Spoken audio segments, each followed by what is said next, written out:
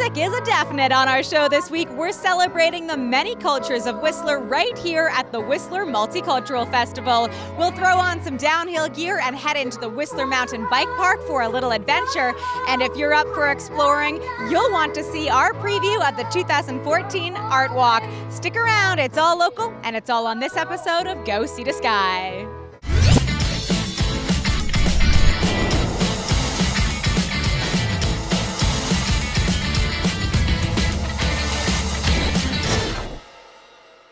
Welcome to Go See the Sky, only on Shaw TV. I'm your host, Heather Butts, enjoying the festivities of the Whistler Multicultural Festival happening right here in Florence Peterson Park. The festival celebrates the many cultures within this mountain town, and we'll explore those cultures for you later on in the show. First, we're going to tell you about another spectacular event happening right in the village, the 2014 Art Walk. It's a 2-month-long exhibit that takes over the entire village, but it kicks off with a spectacular party on June 28th.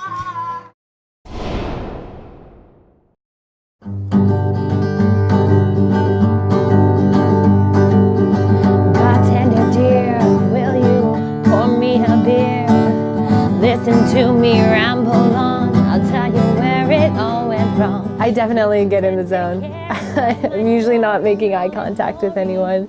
I kind of get lost in it. I think that's the way it should be. Left is the whiskey in my head.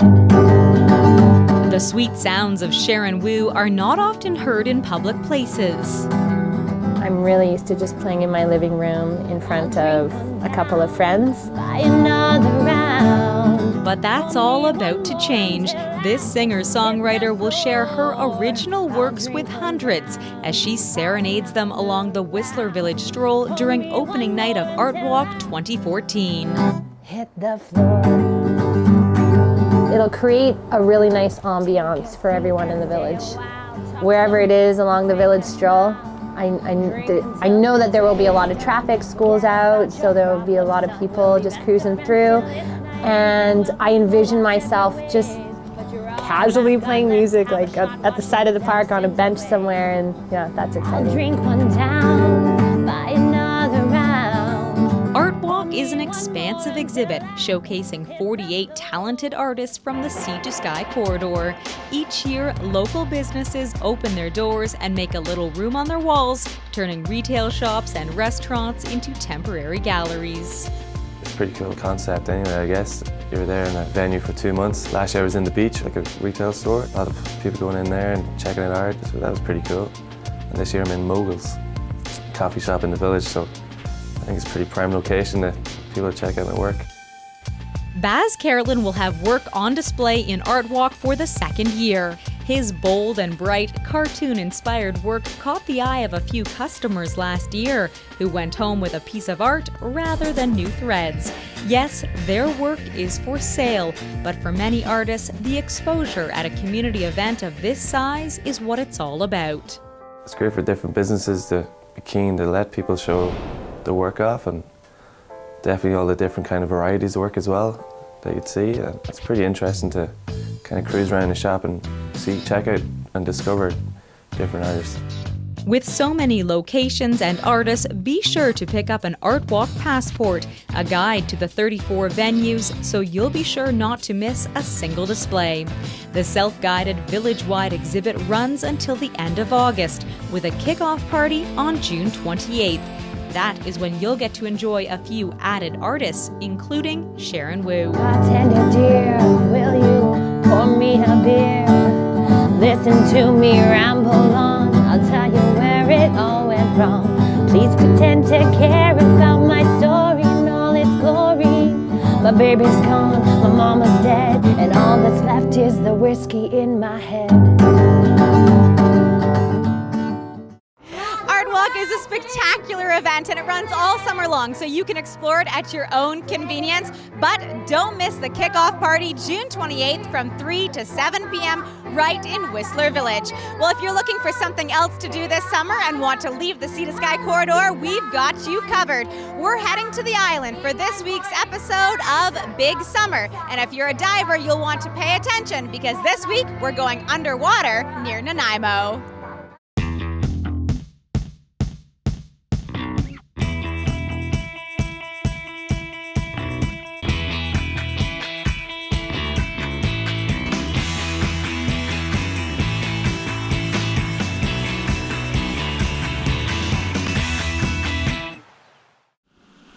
The waters off the coast of Vancouver Island are rich with wildlife. Here in Nanaimo, seals slumber on the rocks, and you can see them up close after only a 10-minute boat ride from downtown.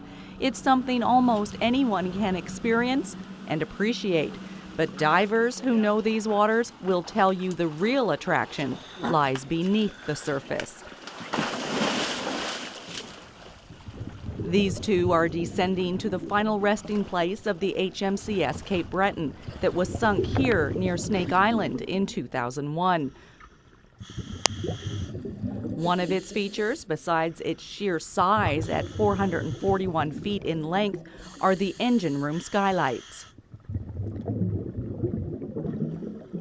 This is one of 3 artificial reefs that were made possible by the Nanaimo Dive Association, a collaborative group of industry stakeholders who purchased the vessels from the government. These wrecks are sank at a variety of depths, so the shallowest being closer to the 60-foot range for the main deck of the ship, where the superstructure is shallower, where the deeper 2 wrecks are around the 90 feet to the main deck, where superstructure again is shallower. So it can have a wide range of divers on these wrecks. Our second stop today is the HMCS Saskatchewan. It was sunk in 1997. Its radar platform on the main mast sits at about 45 feet, with the keel at the bottom at about 130. Not a novice dive by any means. A point of interest for divers with adequate levels of technical expertise are the gun barrels. But it's more than just recreational diving here. The Nanaimo Dive Association, now dissolved, had training in mind. We get a lot of shops actually from the U.S. that are coming up here. They have different regulations about artificial reefs, and there's a lot of areas that they can't sink artificial reefs. So what this area is excellent for is people training people how to dive on wrecks. They're using it because it's a safer environment than a natural wreck because it has been made diver safe. And this is where I come in on the third and final wreck. The Rivtoe Lion, an old tug, sits tucked away in Newcastle Channel with her main deck at about 45 feet. Following a line through poor visibility, it doesn't take long for the boat to reveal itself, and soon an abundance of wildlife becomes clear. In this area, we're noted for our invertebrate life. So what happens is the invertebrates will end up attaching themselves onto the wreck, and a lot of the wrecks actually have current going past it. So you get the filter feeders like the big anemones, and we're actually getting big cloud sponges on some of the wrecks now that again are filter feeding. It's common knowledge that divers are an environmental bunch. They care about the waters they spend so much time exploring. These ships were stripped of all hazardous materials before being sunk, and today they are an established part of the region's marine wildlife. For Shaw TV's Big Summer in Nanaimo, BC, I'm Kate Bergen.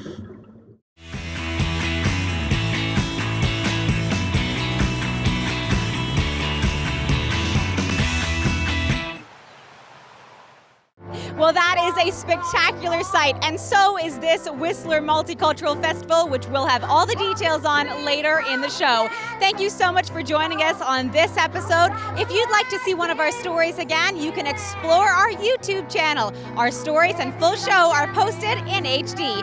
Visit youtube.com/WhistlerShaw. Go see the sky, we're your local voice. Coming up. It is by far the best place in the world to ride. There's trails ranging from greens all the way to double blacks. Grab your gear, we're hitting the Whistler Mountain Bike Park. The following are proud supporters of community programming on Shaw TV. Hairstyling and color services for Heather Butts are provided by The Loft Salon. TheLoftSalon.com. 1 in 3 Canadians know someone with Alzheimer's disease or another dementia. I'm one of those Canadians. September is World Alzheimer's Month, and the Alzheimer's Society of BC wants you to get involved.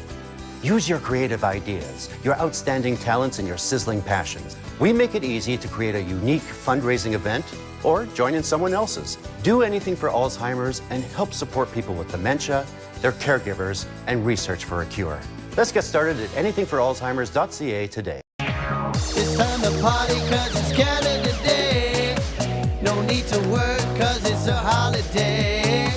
July the 1st, we should all celebrate. Wake up early and stay up late. Canada, Canada, Canada, Canada, Canada, Canada, Canada.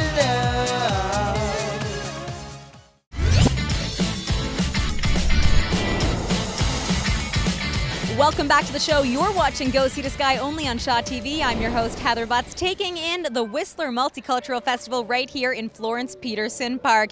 It's a great celebration of different cultures, and we'll have all the fun-filled details for you later in the show. First, it's time to take a little adventure. Whether you consider yourself a beginner rider or maybe you're a pro, the Whistler Bike Park has something for everyone. It's a big sport in this mountain town, so I figured since I was going to be living here for the summer, I would see what it's all about. Here's my first experience in the bike park.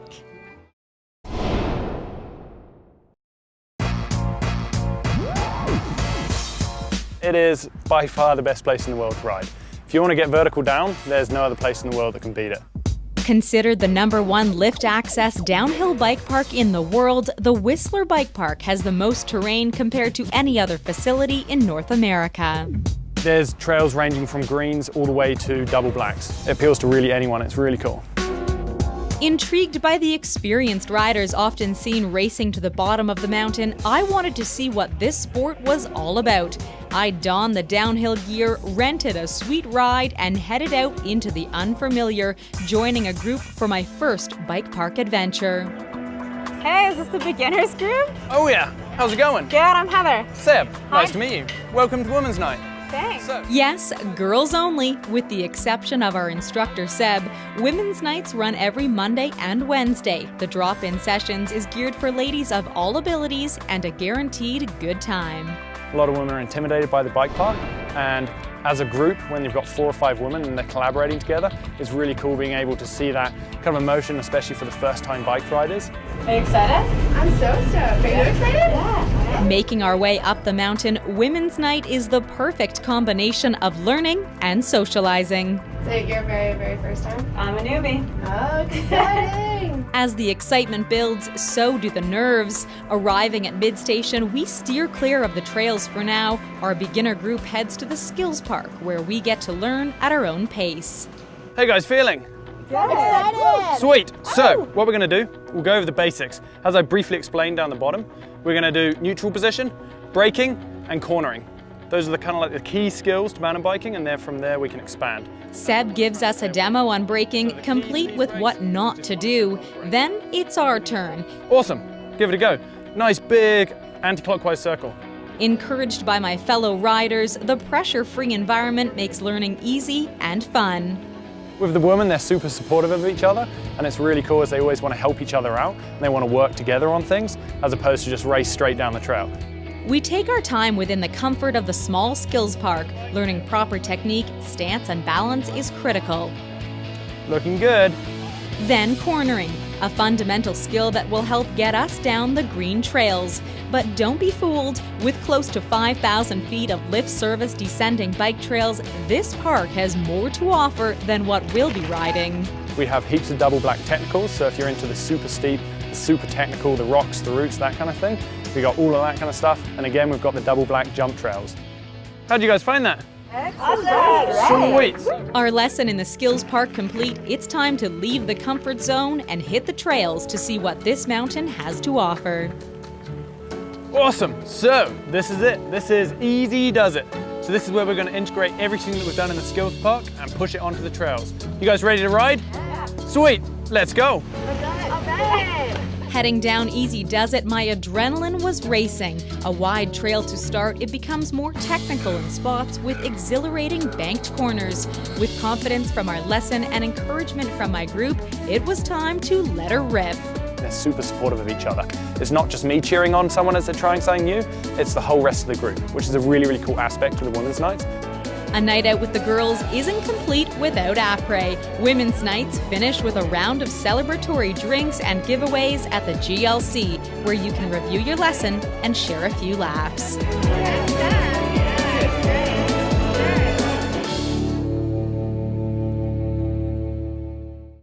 All right, I admit I was nervous heading into the bike park, but I had an amazing time. You'll definitely see me back in the park again this summer. And with more than 55 trails, I think there's one with your name on it.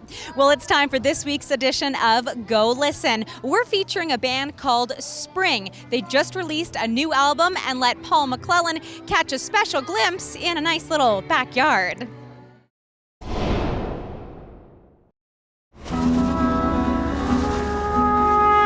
Spring is a band that rose from the ashes of the punk rock SSRIs. Now a year old, they've released their debut record with a video for the track Pax Kelks, and we got an acoustic version of Storyteller off the album, performed in their backyard. Storyteller's got a striped cape and a big red hat, long curly mustache. Kind of the title track of our album, although our album isn't called Storyteller, but it's a song Elliot wrote basically about a character called the Storyteller, who you can see on our album cover. It was sort of inspired by a true event I had, watching a talk by sort of like a spiritual leader and watching just a bunch of people who were totally enthralled by this guy, and I wasn't as enthralled. And so that kind of got me thinking about writing a song sort of about this experience of sort of like a religious or a cult leader. Of patterns that reflect cosmic math. When he speaks, he rolls his eyes. The brand new video just released. What was this one like? I hear it was a little challenging filming certain portions. Yeah, we filmed this one.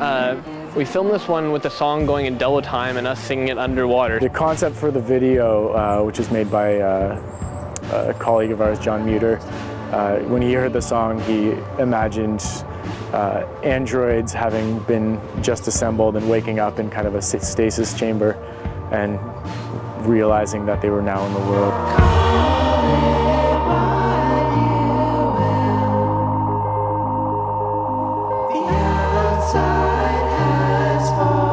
It was a great idea, and we were like, yeah, amazing, it's gonna look super awesome.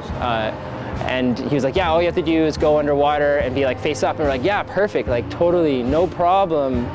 Then we tried it the day of, and we're like, oh yeah, that's like a really hard thing to do without having water just shoot right up your nose. Is the finished product worth the pain that you suffered? I think the finished product looks pretty eerie and cool, and hopefully it isn't even apparent that it's just us in our bathtub.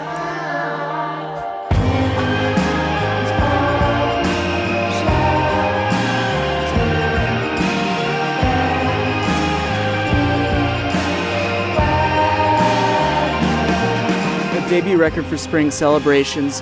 What can you tell us about this one? What does it sound like? I feel like this record has the exact same level of variety that any classic kind of rock record has had in the past, like Led Zeppelin 3 or something like that. That was a kind of a template record for us. It was recorded at our home studio, and like Joe says, we feel as though it comes out of sort of the tradition of psychedelic rock bands, so sort of mixing the sort of old school, your Pink Floyd, your Beatles, with some of the new school of stuff, Deerhoof, St. Vincent, those sorts of bands. And you recorded it all at home. Do you guys all live here together? Like, there's probably interesting experience getting to record like that?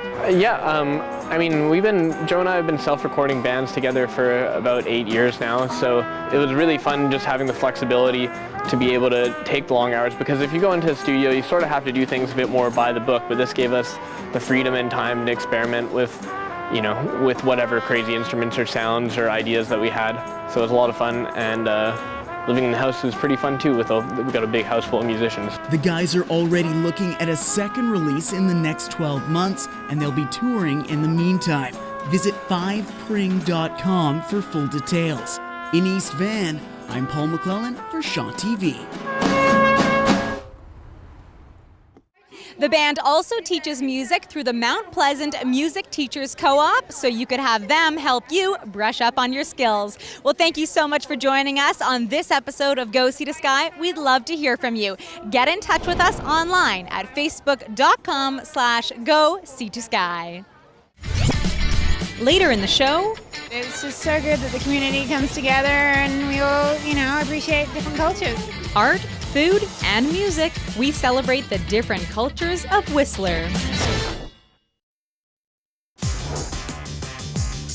Whether you're pursuing a television career or looking for a new leisure activity, we invite you to join the Shaw TV volunteer program. You can gain valuable hands-on experience and acquire skills ranging from camera to floor directing. We're looking for high school or college students or adults who are eager to learn. Shaw TV is currently accepting volunteer applications. Contact us today. We're there to bring it home. Shaw TV, your local voice. The Reebok Spartan Race, a series of obstacle courses that has taken place in more than 60 countries around the world. It's coming this summer to communities in BC and Alberta. For more information on the race and how you can participate, visit them online at spartanrace.com.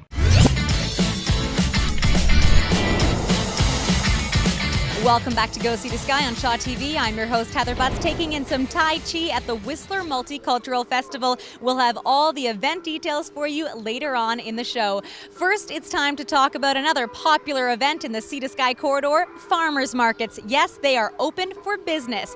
And if you happen to be strolling through one in Whistler or Squamish, be sure to stop by Frostbites. You can cool down with an icy treat or perhaps purchase something to make something sweet at home.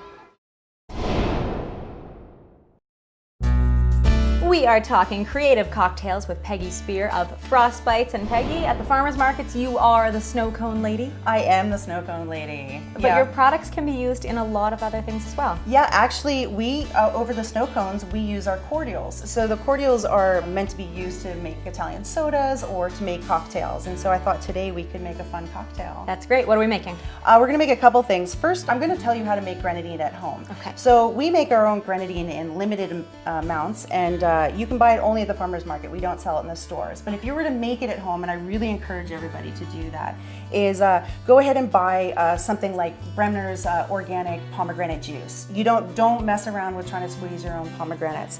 And so you put it on the stove, you measure out about a cup, and you reduce it down about half. So you get to a half a cup of the liquid, so now it's a nice concentrated complex flavor, and add a half a cup of sugar, and then you've got this beautiful grenadine. That's all you need. You can also make it with cherry juice, and you can also do a hibiscus, but a pomegranate is a true grenadine. To make a tequila sunrise, we're gonna take the cocktail shaker, and we're gonna pour in generously some tequila. Right. I tend to be a little heavy-handed. Okay. Yeah. Start with the tequila, that's great. And then you're gonna do a little bit of orange juice. Again, you use, whatever orange juice you kind of fancy. Well, whatever Make orange it healthy, juice, and organic. then also, yeah, exactly. But you can also, quantities, you do what is comfortable for you. Okay. I tend to like it a little stronger. Some people like it very juicy. So go ahead, throw some ice in. Do a quick little shake. Pour it all in with the glass. Right. That is a very small drink. That's okay. Yeah. It'll be a stiff one. And so basically you're just gonna pour in the grenadine. And so you don't wanna pour it straight in. You wanna kind of slink it along the side so that it goes to the bottom. And what that does is it doesn't muddy it. And you wanna get the grenadine straight to the bottom so that when it settles, it slowly bleeds up.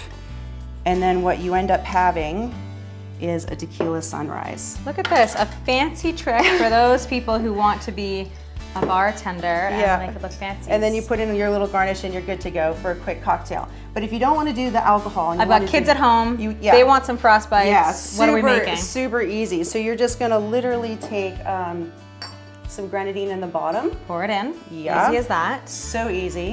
Ginger ale. Ginger ale. Of course you gotta give it a little bit of ice. Okay. And then a little quick garnish. And that is your classic Shirley Temple. Look at that. I actually like a few extra cherries, so I would do that. So there we have it. We have your adult mix or your Shirley Temple for your kids, made with Whistler-made grenadine. that you can make it your own house. Okay, perfect. Thanks for teaching us how to do that. You're welcome.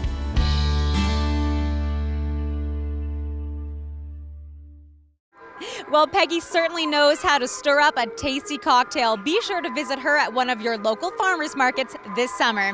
All right, we've been talking about it through the entire show, the 2014 Whistler Multicultural Festival. It allows you to explore the many cultures that are celebrated right here in Whistler. So enough talking, let's go explore.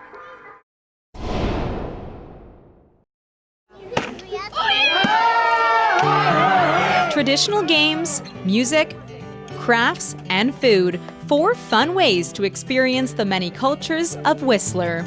I think it's great. It's really great. It's just so good that the community comes together and we all, appreciate different cultures. This diverse mountain town is rich with people from around the world. Every year, local immigrants take the opportunity to showcase their culture and all that it has to offer during the Whistler Multicultural Festival. I think in Whistler, lots of people think that everybody's transient. They think that people come for 6 months, a year, and there's a huge immigrant community, people who've actually chosen to make their homes here, and they want to be part of the community, and this is a way they can do that. Celebrating their roots and sharing a passion for traditional food and how it's prepared, the Tandoori Grill was a big hit with patrons and the chef. So many people, they are coming from around, right? They're gonna celebrate together, right? So awesome, yeah. The garlic naan bread made in an 18th century clay oven was amongst the many delicacies. The Mexican corner dished out delicious tacos piled with fresh flavors, and the pie company served up savory, hot Aussie pies. I guess it's our staple and it tastes so good. It's just something you can't get in Canada very regularly, so it's a great food. It's a comfort food. It's especially with the colder weather, it's always great to have a meat pie. Traditional eats made for a fun, family-oriented festival, even if some were too young for Aussie pies. Oh, they're great, yeah. And I like the music, the atmosphere. Any community event in Whistler is a good one.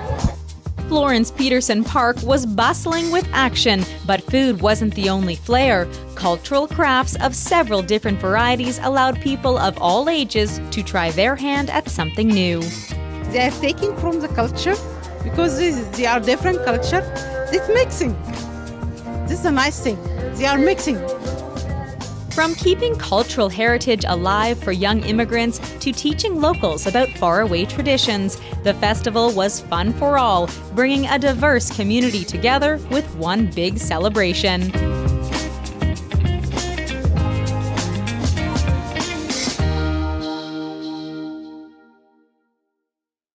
Well, this event was certainly fun and definitely tasty. If you'd like to learn more information about the Whistler Multicultural Network, you can visit them online. Well, that does it for this episode of Go Sea to Sky. I hope you enjoyed it. Thanks for watching.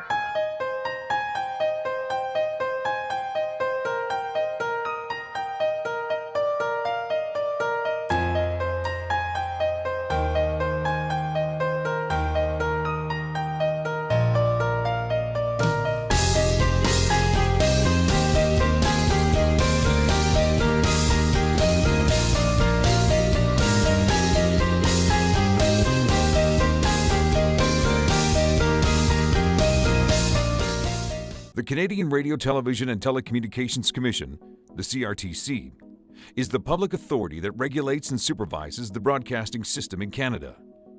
The CRTC will hold a public hearing beginning on September 8, 2014 in the National Capital Region on the future of television. Join the conversation today. Tell the CRTC how we can make sure your TV system meets your current and future needs. Submit your comments by June 25, 2014. Find out how on the CRTC website at crtc.gc.ca/talktv or contact the CRTC toll-free 1-877-249-CRTC or TTY 1-877-909-CRTC. It's important to make your voice heard on the future of television in Canada.